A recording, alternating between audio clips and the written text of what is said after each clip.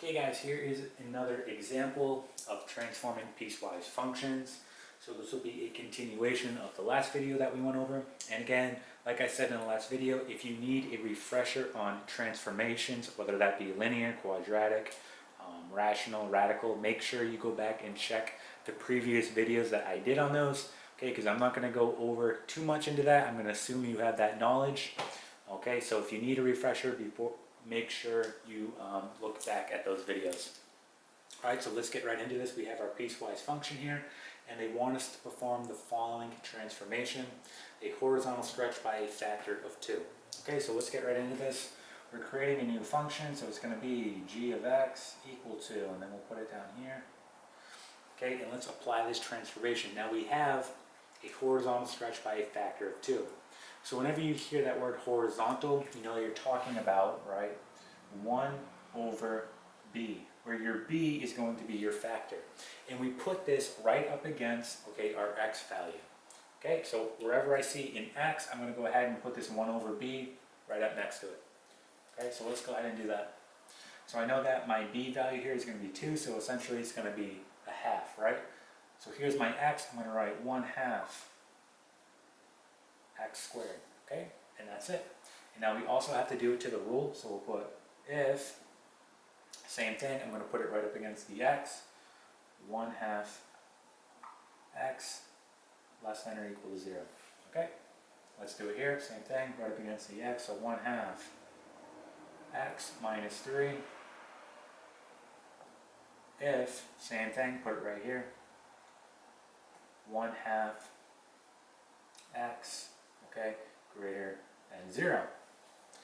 Okay, so we just did a transformation to both our function and our rules. And at this point we can clean this up a bit, so why don't we go ahead and do that. So I'm going to go ahead and erase this top part. And let's go ahead and just write our final answer here, g of x equals. Okay, think about how we can rewrite this. I mean, you could leave it like this. If you want, you can put this x squared on the numerator there. So we'll have x squared all over 2. So you could write it like that. Or you could leave it like that, that's fine. Okay, but I'll just write it like that. Let's take care of our rule now. Remember, we want to isolate the x when we're taking care of our rule. So look what's going to happen here. So we'll have if, we're going to have 1/2 x less than or equal to 0, right? So if we isolate the x here, right, we're going to multiply both sides by 2, right? This cancels. We know that 2 times 0 is just going to be 0. So essentially what we have here is 1x less than or equal to 0, or just x is less than or equal to 0. So that's what it is. You have x is less than or equal to 0. Okay? All right, let's do the next one.